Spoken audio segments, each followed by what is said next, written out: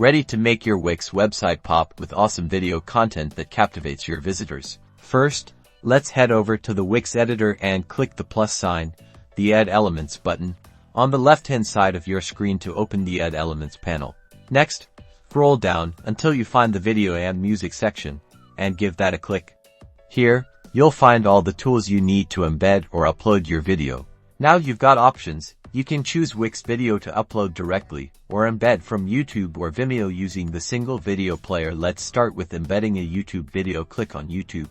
A YouTube video player will now appear on your site. Click on the video player, then click Change Video to replace the placeholder with your own.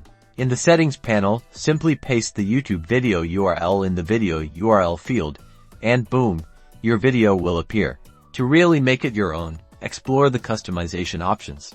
You can control autoplay, loop, and show or hide the player controls to create the perfect viewing experience. Experiment and find what works best for your website's aesthetic.